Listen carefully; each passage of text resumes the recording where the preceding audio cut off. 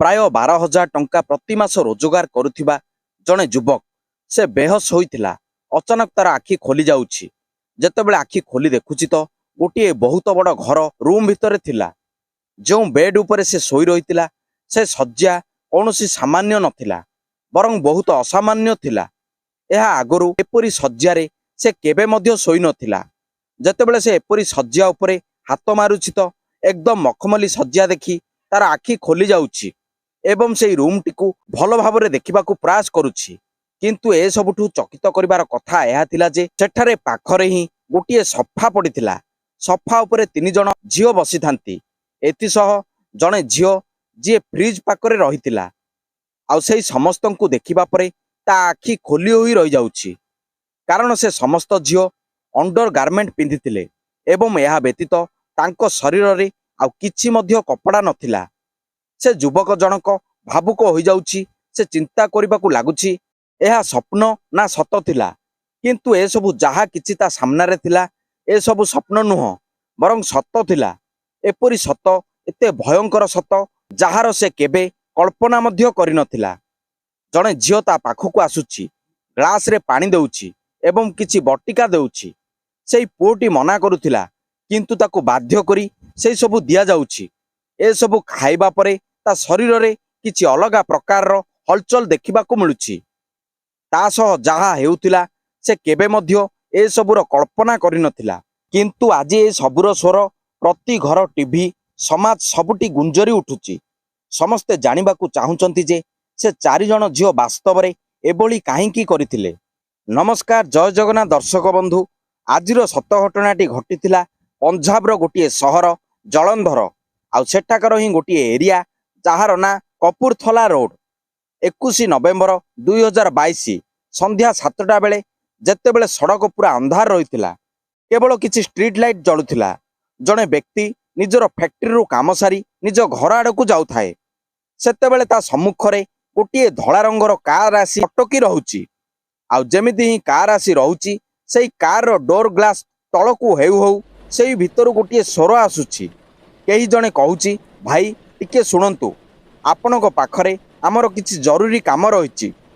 ଏହାପରେ ଉକ୍ତ ବ୍ୟକ୍ତି ଜଣକ ଯେପରି ହିଁ କାର୍ର ଗେଟ୍ ପାଖକୁ ଯାଇ ପହଞ୍ଚି ଯାଉଛି, ସେତେବେଳେ ଭିତରେ ବସିଥିବା ଜଣେ ଝିଅ ଗୋଟିଏ ପେପର ଦେଖାଇ କହୁଛି, ଆମକୁ ଏଇ ଏରିଆକୁ ଯିବାର ଅଛି। କ'ଣ ତୁମେ ଆମର ସାହାଯ୍ୟ କରିପାରିବ? ଏଠାକୁ ଯିବାର ରାସ୍ତା ବିଷୟରେ ଯଦି କିଛି ଜାଣିଛ ତ ଆମକୁ ବତାଇ ଦିଅ। ସେଇ ଯୁବକ କହୁଛି, ମ୍ୟାଡ଼ାମ, ମୁଁ ତ ଗୋଟିଏ ଚମଡ଼ା ଫ୍ୟାକ୍ଟ୍ରିରେ କାମ କରୁଛି। ମୁଁ ଅଧିକ ପାଠଶାଠ ପଢ଼ିନି, ତେଣୁ ମୁଁ ଏଡ୍ରେସ୍ କ'ଣ ଲେଖା ହୋଇଛି ମୋତେ ଏ ବିଷୟରେ ଜଣା ନାହିଁ। ମୁଁ ଦିନକୁ ଟଙ୍କା 400 ରୋଜଗାର କରୁଛି, ଆଉ ଏସବୁ ଉପରକୁ ମୋର ଆଦୌ ଔକାତ ନାହିଁ। ଯେପରି ସେ ଏସବୁ କଥା କହୁଥିଲା, ସେତେବେଳେ ମଧ୍ୟରେ ହଠାତ୍ ତା ଚେହେରା ଉପରକୁ କିଛି ଥଣ୍ଡା ଥଣ୍ଡା ପାଣି ଆସି ପଡ଼ୁଛି। ଏହା ଆଗରୁ କି ସେଇ ସବୁ କେମିକାଲକୁ ସେ ଜାଣିପାରିଥାନ୍ତା, ବୁଝିପାରିଥାନ୍ତା, କିନ୍ତୁ ସେତେବେଳକୁ ସେ ବେହୋସ ହୋଇ ପଡ଼ିଯାଉଛି। ଆଉ ବେହୋସ ହେବାର କିଛି ସମୟ ପରେ, ଅର୍ଥାତ୍ 7ଟା ବେଳର ଏଇ ବିଷୟ ଥିଲା। ଆଉ ପାଖାପାଖି 2 ଘଣ୍ଟା ପରେ 9ଟା ବାଜି ସାରିଥିଲା। ସେତେବେଳେ ତା ଆଖି ଖୋଲୁଛି, ଆଉ ଆଖି ଖୋଲୁଛି ଗୋଟିଏ ବଡ଼ ଧନୀ ଘରର ରୁମ୍ ମଧ୍ୟରେ। ସେଇ ରୁମ୍ଟି ଭିତରେ ଏପରି ସବୁ ପ୍ରକାରର ସୁଖ ସୁବିଧାର ପ୍ରତ୍ୟେକ ବସ୍ତୁ ରହିଥିଲା। ଯେଉଁଆଡ଼େ ବି ତା ନଜର ପଡ଼ୁଥିଲା, ଏହା ଆଗରୁ ସେ ତା ଜୀବନରେ ଏପରି ଘର କେବେ ମଧ୍ୟ ଦେଖିନଥିଲା। ଏହାପରେ ଜଣେ ଯୁବତୀ ତା ନିକଟକୁ ଆସୁଛି, ତାକୁ କିଛି ବଟିକା ଦେଉଛି ଏବଂ ପାଣି ମଧ୍ୟ ଦେଉଛି। କିନ୍ତୁ ଯେତେବେଳେ ଯୁବକ ଜଣକ ଏସବୁର ମନା କରିଥିଲା, ସେତେବେଳେ ସେଠାରେ ଥିବା ଝିଅମାନେ କହୁଛନ୍ତି, ତୁମର ସେ ଅବସ୍ଥା କରିବୁ ଯାହାର ତମେ କେବେ ମଧ୍ୟ କଳ୍ପନାରେ ମଧ୍ୟ ଭାବିନଥିବ। ତାର ହାତ ଆଉ ଗୋଡ଼କୁ ବାନ୍ଧି ରଖାଯାଇଥିଲା, ତେଣୁ ସେହି ଯୁବକ ଜଣକ ବେଶୀ କିଛି ପ୍ରୟାସ କରିପାରିନଥିଲା ଏବଂ ଏପରି ହିଁ ସେ ସେଠାରେ ଚୁପଚାପ ପଡ଼ି ରହିଲା। ସେ ଦେଖିଲା, ଏହାପରେ ଜଣେ ଜଣେ କରି ପ୍ରତ୍ୟେକ ଝିଅ ନିଜ ଶରୀରରୁ ସବୁ କପଡ଼ା ବାହାର କରିଦେଲେ। କେବଳ ଅଣ୍ଡର ଗାର୍ମେଣ୍ଟସ୍ ପିନ୍ଧିଥିବା ଝିଅମାନେ ସେଠାରେ ତା ଆଗରେ ବସି ଡ୍ରିଙ୍କସ୍ କରିବା ଆରମ୍ଭ କରିଦେଲେ।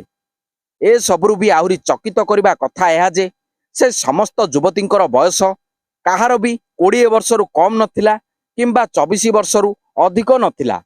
ସେ ଝିଅମାନେ ପରସ୍ପର କେବେ ଇଂରେଜୀରେ କଥା ହେଉଥାନ୍ତି ତ ଆଉ କେବେ କେବେ ପଞ୍ଜାବୀରେ କଥା ହେଉଥିଲେ। ସେହି ଶ୍ରମିକ ଏସବୁ କିଛି ମଧ୍ୟ ବୁଝିପାରୁନଥିଲା ଯେ ବାସ୍ତବରେ ତା ସହ ଏସବୁ କ'ଣ ଘଟି ଚାଲିଛି। ଯେତେବେଳେ ତାକୁ ବଟିକା ଏବଂ ପାଣି ଦିଆଗଲା, ତାକୁ ଖାଇବା ପରେ ତା ଶରୀରରେ କିଛି ଅଲଗା ପ୍ରକାରର ହଲଚଲ ହେବାର ଦେଖିବାକୁ ମିଳିଲା।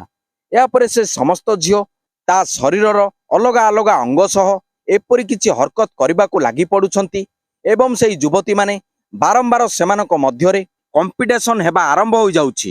ଏଭଳି ବାରମ୍ବାର ସେମାନେ ଉକ୍ତ ଯୁବକଟି ସହ ରେପ୍ କରିବାକୁ ଲାଗି ପଡୁଛନ୍ତି। କିଛି ଏଭଳି ହେଉଥିଲା ଯେମିତିକି କୌଣସି ପୁରୁଷ କୌଣସି ମହିଳାର ବଳାତ୍କାର କରିଥାଏ। ଉକ୍ତ ବ୍ୟକ୍ତି ଜଣକ ସେମାନଙ୍କୁ କହୁଥିଲା, ମ୍ୟାଡମ ମୁଁ ଗରିବ ଶ୍ରମିକଟିଏ, ଆପଣ ମୋତେ ଜାଣନ୍ତି ନାହିଁ, କିନ୍ତୁ ଏସବୁ କାହିଁକି କରୁଛନ୍ତି? କିନ୍ତୁ ସେଇ 4ରୁ 4 ଜଣ ଯାକ ଯୁବତୀ ହବସ୍ର ଭୋକିଲା ଥିଲେ। ସେମାନେ ନିଜ ଇଚ୍ଛା ନିଜ ଭୋକକୁ ପୂରା କରିବା ବ୍ୟତୀତ ଆଉ କିଛି ମଧ୍ୟ ସେମାନଙ୍କୁ ଦେଖାଯାଉନଥିଲା। ଆଉ ଧୀରେ ଧୀରେ କରି ରାତି 3ଟା ବାଜି ଯାଉଛି।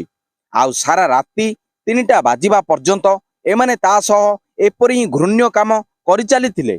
ଏହାପରେ ଯେମିତି ହିଁ ସେମାନେ ତାକୁ କିଡନାପ କରି ଯେଉଁ ପ୍ରକାର ତାର ହାତ ଗୋଡ଼ ବାନ୍ଧି ଏଠାକୁ ଆଣିଥିଲେ, ଠିକ୍ ସେଇ ପ୍ରକାର ହିଁ ତାର ହାତ ଗୋଡ଼କୁ ବାନ୍ଧି ସେଇ ସମାନ ସ୍ଥାନକୁ ନେଇ ତାକୁ ଫିଙ୍ଗି ଦେଇ ଆସୁଛନ୍ତି। ଏହାର ପରଦିନ ସେ ଯୁବକ ଜଣକ ସିଧା ଥାନାକୁ ଯାଉଛି। ଆଉ ଥାନାକୁ ଯାଇ ନିଜର ପୁରା ବିଷୟ ଜଣାଇଥାନ୍ତା। ଏହା ପୂର୍ବରୁ ସେ ଥାନା ବାହାରୁ ହିଁ ଫେରି ପଳାଇ ଆସୁଛି। କାରଣ ସେ ଜଣେ ଗରିବ ମଣିଷ ଥିଲା। ସେ ଭାବୁଥିଲା ପୋଲିସ ହୁଏତ ତା ସପକ୍ଷରେ କିଛି କରିବ କି ନ କରିବ। ସେତେବେଳେ ସେଇ ଯୁବକ ନିଜ ଘରକୁ ଯାଉଛି ଏବଂ ନିଜ ଘର ଲୋକଙ୍କୁ ପୁରା ଘଟଣା ଜଣାଉଛି। ଏପରି ଘର ଲୋକଙ୍କ ମାଧ୍ୟମରେ ଏହି ବିଷୟଟି ମିଡିଆ ବାଲାଙ୍କ ପାଖକୁ ଯାଇ ପହଞ୍ଚି ଯାଉଛି। ଆଉ ଯେତେବେଳେ ଏସବୁ ବିଷୟ ମିଡିଆ ପର୍ଯ୍ୟନ୍ତ ଯାଇ ପହଞ୍ଚି ଯାଉଛି, ଏହାପରେ ଏପରି କୌଣସି ନ୍ୟୁଜ୍ ଚ୍ୟାନେଲ ନଥିଲା, ଏପରି କୌଣସି ଖବର କାଗଜ ନଥିଲା ଯେଉଁଠି ଏସବୁ ପ୍ରକାଶିତ ହୋଇନଥିଲା। ଏପରି ଏହା ସବୁଆଡ଼େ ଏବଂ ଖବରରେ ପ୍ରକାଶିତ ହେବାକୁ ଲାଗୁଛି ଯେ 4 ଜଣ ବଡ଼ ଘରର ଯୁବତୀ ଜଣେ ଶ୍ରମିକ ସହ ରେପ୍ ଆଉ ବଳାତ୍କାର କରିଥିଲେ। ଆଉ ତାହା ପୁଣି ରାତି 9ଟାରୁ ଆରମ୍ଭ କରି ସକାଳ 3ଟା ପର୍ଯ୍ୟନ୍ତ ସେମାନେ ଏପରି ହିଁ କରିଚାଲିଥିଲେ। ଏଥିସହ ଯେଉଁ ପ୍ରକାରର ସ୍ପ୍ରେ ଯେଉଁ ପ୍ରକାରର ମେଡିସିନ ତାକୁ ଦେଇଥିଲେ, ତାହା ଫଳରେ ସେମାନେ ନିଜ ହବସକୁ ତ ପୂରା କରିନେଇଥିଲେ। କିନ୍ତୁ ଏଭଳି ସବୁ ବିଷୟ ଯେତେବେଳେ ଖବର କାଗଜରେ ଛପି ଯାଉଛି, ସେତେବେଳେ ଜଳନ୍ଧର ପୋଲିସ ପଞ୍ଜାବ ପୋଲିସ ସେଇ ଝିଅମାନଙ୍କର ତଲାସ କରିବା ଆରମ୍ଭ କରିଦେଉଛି। ସେ ଏରିଆର ସମସ୍ତ ସିସିଟିଭି କ୍ୟାମେରା ସମସ୍ତ ସ୍ଥାନରେ ତଲାସି ଆରମ୍ଭ ହେଉଛି, ଯେମିତିକି ଧଳା ରଙ୍ଗର କାର ବିଷୟରେ କିଛି ସୂଚନା ମିଳିଯିବ। ଆଉ ସେଇ କାର ମଧ୍ୟରେ ବସିଥିବା ଝିଅ ସେମାନେ କିଏ ଥିଲେ ଏବଂ କେଉଁ ଘରର ସେଇ ସବୁ ଝିଅ ଥିଲେ, ଆଉ କେଉଁ ଘର ଭିତରେ ତା ସହ ଏପରି ସବୁ କରାଯାଇଥିଲା, ଏସବୁର ଜାନକାରୀ ବାହାର କରିବାରେ ପୋଲିସ ଲାଗି ପଡୁଛି। କିନ୍ତୁ ଯେତେବେଳେ ଏ ବିଷୟକୁ ନେଇ ପୋଲିସ ବାଲା ଏବଂ ମିଡିଆ ବାଲା ସେଇ ପୁଅଟି ସହ କଥା ହେବା ପାଇଁ ପ୍ରୟାସ କରିଥିଲେ ଯେ ତୁମେ ଏସବୁର ଏଫଆଇଆର କାହିଁକି କରିନଥିଲ, ସେତେବେଳେ ଘର ଲୋକ ଏହା କହିଥିଲେ ଯେ ଆମର ଏଇ ଯୁବକ ଜୀବନ୍ତ ସେଠାରୁ ଘରକୁ ଫେରି ଆସିଛି, ଆମ ପାଇଁ ଏତିକି ହିଁ ଯଥେଷ୍ଟ ଥିଲା। ସେ 4 ଜଣ ଝିଅ ଚାହିଁଥାନ୍ତେ ତ ୟାର ମର୍ଡର ବି କରିପାରିଥାନ୍ତେ, ୟାର କିଛି କ୍ଷତି ମଧ୍ୟ ଘଟାଇ ପାରିଥାନ୍ତେ, କିନ୍ତୁ ସେମାନେ ୟା ସହ ଶାରୀରିକ ଶୋଷଣ କରିବା ବ୍ୟତୀତ ଆଉ କିଛି ମଧ୍ୟ କ୍ଷତି କରିନଥିଲେ। ତେଣୁକରି ଆମେ କୌଣସି କାରବାଇ କରିବାକୁ ପ୍ରୟାସ କରିନଥିଲୁ। ସେମିତିରେ ବି ଆମେ ଗରିବ ଘରର ଲୋକ, ମାସକୁ 10-12 ହଜାର ଟଙ୍କା ଇନକମ କରୁଛୁ, ଯେଉଁଥିରେ ଘରର ଖର୍ଚ୍ଚ ମଧ୍ୟ ଠିକ୍ ସେ ହୋଇପାରୁନି। ତେଣୁ ଏମିତିରେ କେସ୍ କରିବୁ ଲଢ଼ିବୁ, ସେଥିପାଇଁ ଆମେ ନିରବି ରହିଯାଇଥିଲୁ। କିନ୍ତୁ ପ୍ରତ୍ୟେକ ଲୋକ ଏସବୁକୁ ଜାଣିବାକୁ ଚାହୁଁଛନ୍ତି, ଜଳନ୍ଧର ପୋଲିସ ହେଉ କିମ୍ବା ପଞ୍ଜାବ ପୋଲିସ, ଯେ এই 4 ଜଣ ଝିଅ କିଏ ଥିଲେ, କେଉଁଠାରୁ ଆସିଥିଲେ ଏବଂ ବାସ୍ତବରେ ସେମାନେ ଜଣେ ଯୁବକ ସହ ଏପରି ସବୁ ଘୃଣ୍ୟ ହରକତ କାହିଁକି କରିଥିଲେ।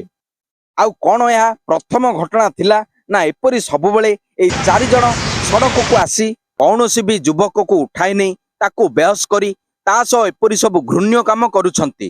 ଏପରି ବହୁତ ପ୍ରଶ୍ନ ଉଙ୍କି ଉଠିଛି ଏବଂ ପ୍ରତ୍ୟେକ ଏହାର ଚର୍ଚ୍ଚା କରୁଛନ୍ତି ଏବଂ କିଛି କିଛି ଏହାର ମଜା ମଧ୍ୟ ଉଠାଉଛନ୍ତି। ଆଜିର ଦୁନିଆରେ ଗୋଟିଏ ପଟରେ ଝିଅମାନଙ୍କ ସହ ଖରାପ କାମ ହେଉଥିବା ବେଳେ ଏବଂ ଯୁବତୀମାନଙ୍କର ହତ୍ୟା କରାଯାଉଥିବା ବେଳେ, ଏ ସମୟରେ ଏଇ ଦୁନିଆରେ ଏପରି ବି ଝିଅ ଅଛନ୍ତି ଯିଏ ଯୁବକମାନଙ୍କର ମଧ୍ୟ ଶୋଷଣ କରିବାର ପଛାଉନାହାନ୍ତି। ଏ ବିଷୟ କେତେ ଦୂର ସତ ଆଉ କେତେ ଦୂର ମିଛ, ତାହା ମଧ୍ୟ ଜାଣିବାରେ ଜଳନ୍ଧର ପୋଲିସ ଲାଗିଯାଉଛି। ଦର୍ଶକ ବନ୍ଧୁ, ଏହି ଘଟଣାକ୍ରମକୁ ଶୁଣାଇବାର ଉଦ୍ଦେଶ୍ୟ କାହାରିକୁ କଷ୍ଟ ଦେବା ପାଇଁ ନୁହଁ, କାହାର ହୃଦୟକୁ ଦୁଃଖ ଦେବା ପାଇଁ ନୁହଁ, ବରଂ ଆପଣଙ୍କୁ ଜାଗୃତ କରିବା ଏବଂ ସଚେତନ କରିବା ଆମର ମୂଳ ଉଦ୍ଦେଶ୍ୟ ଅଟେ।